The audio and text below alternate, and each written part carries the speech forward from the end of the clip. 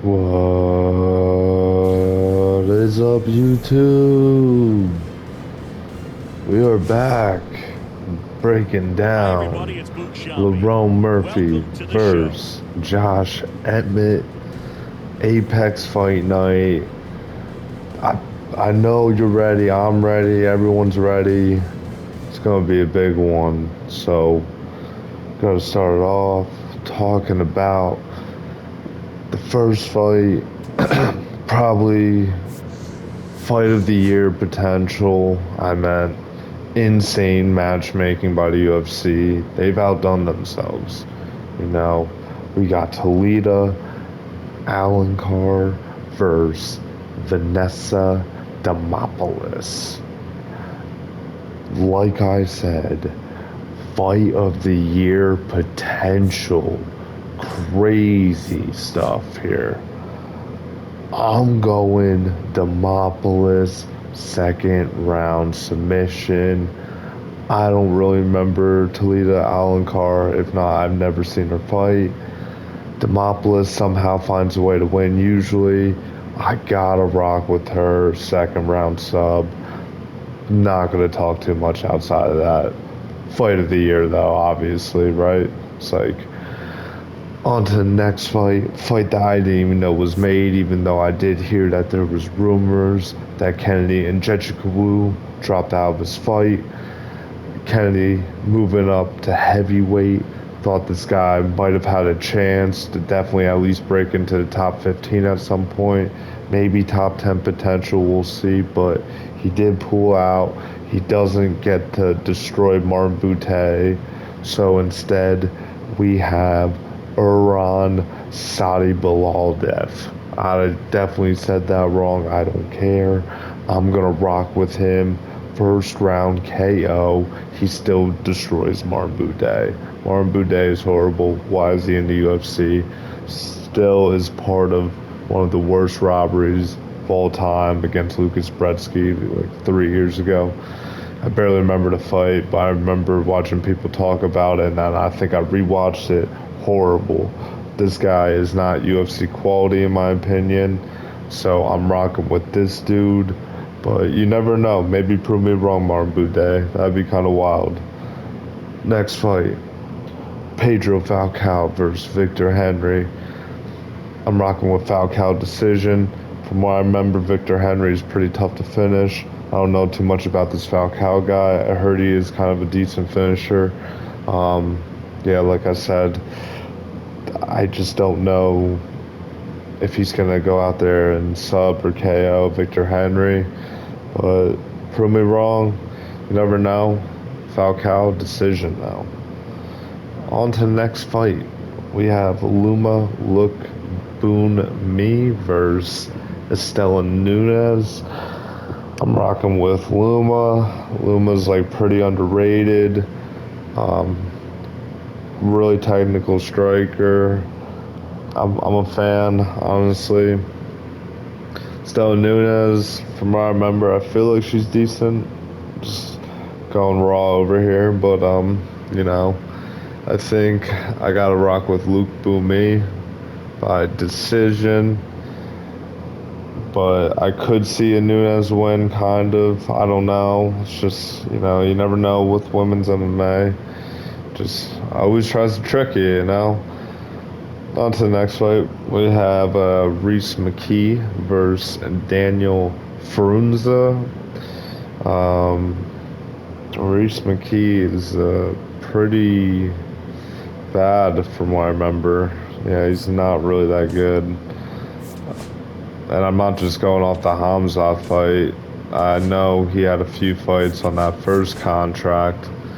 And then I think he was released for a year or two, and then they signed him back, and then he was still losing. So I'm gonna rock with Frunza by first round KO. I feel like that's the smart decision here, but I'm expecting a finish either way. I wouldn't be opposed to doing, So I mean, this fight's not going to the distance. I don't think either way. Even if Reese McKee pulls one out of his, I don't know.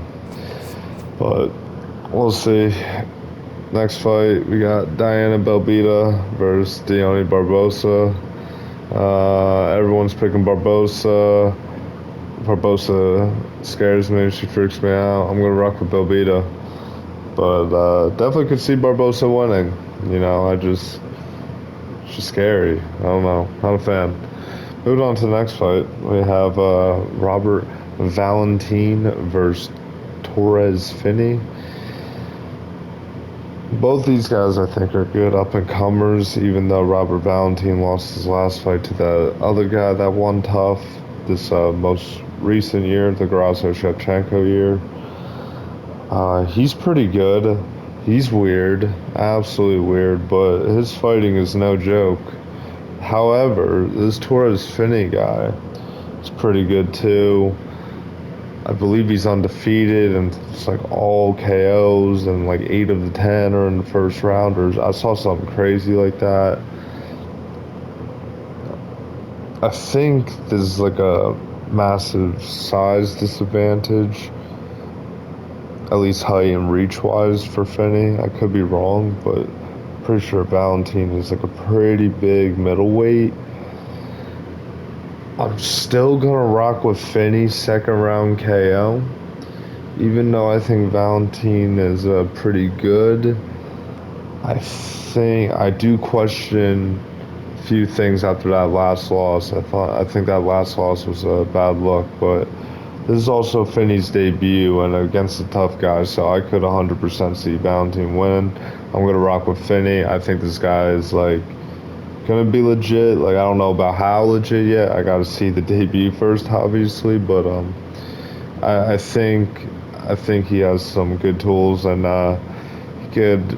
both these guys could end up being ranked at middleweight at some point in their careers, but it's early. We'll see what happens. I'm expecting a good fight out of that anyway. On to the next fight, we have Luis Garul versus Ode Osborne. So I have no idea who Garul is, probably making debut, I guess, if it's going to... Oh my gosh, I just got chase pack. Ooh. Oh man. Come on, give me it. Oh my gosh, alright, we'll wait on that. Alright, so... I was kind of back and forth between this. I'm like, debut guy against Ode Osborne. As bad as Ode Osborne is, he's not that bad. And I know that doesn't make sense, but if you get it, you get it. So I'm still going to rock with Garul by decision. I don't think he'll finish Ode Osborne, especially at flyweight. But, you never know with this type of stuff. So I'm still going to rock with Garul decision. On to the next fight, we have Brad Tavares versus Gerald Meerschaert.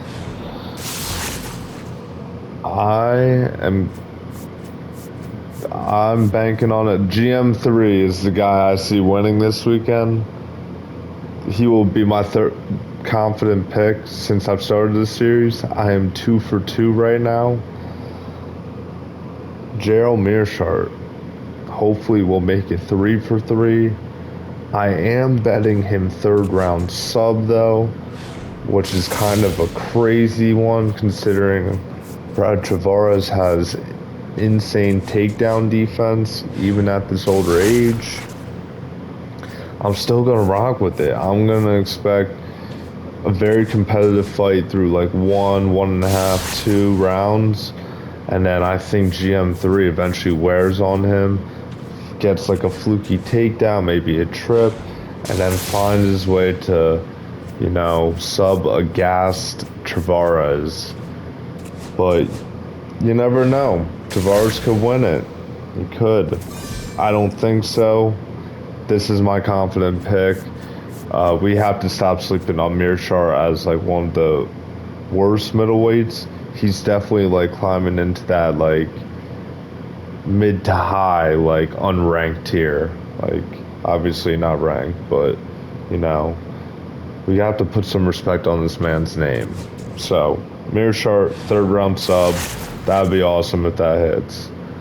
On to the next fight, we have Cortavius Romeus versus Chang Ho Lee. I'm rocking with Romeus, second round KO. I just found out right now it's out of catch weight. I don't know who did what, but I think from what I remember, Romeus had a good debut. Could be wrong. I don't know. I'm rocking with Romeus, second round KO. I'm intrigued for a fight because I want to learn more about these guys, even if it's out of catch weight, but I don't know too much about either guy. I'm going to rock with Romeus, round 2 KO. On to the next fight. Absolute banger, but in my opinion, absolute layup. Joe Anderson Brito versus Pat Sabatini. Oh, Diamond Bat, that's pretty cool. I'm rocking with Brito, second round KO. I don't know why this fight got made. I think Brito, I guess technically he lost his last fight, but I think that was like kind of a robbery. I thought I got 2 chase packs. Woo! That was crazy. That would have been crazy. We'll open that in a second. However, Brito, I think, destroys Sabatini. I think Brito's really good.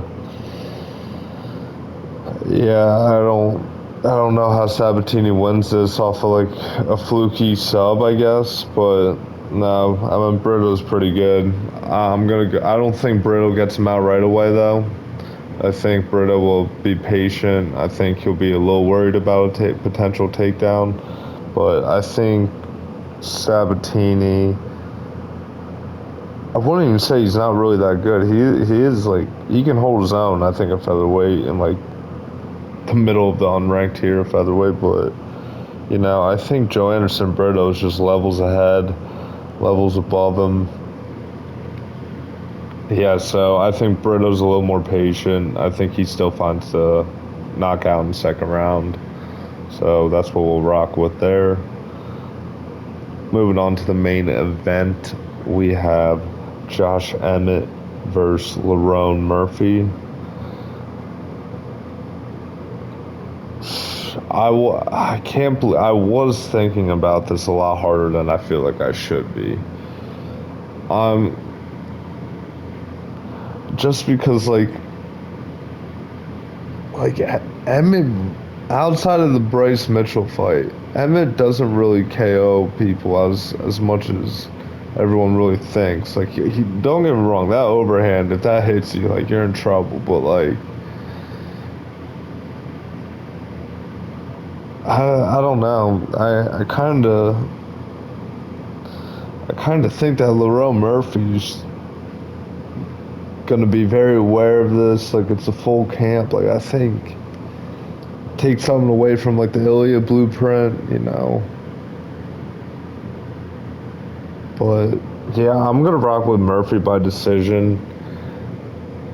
Now that I said that, Emmett doesn't really KO people outside the Bryce Mitchell watch. He's gonna KO Murphy in like the 4th round or something crazy. But no, this is a good fight though.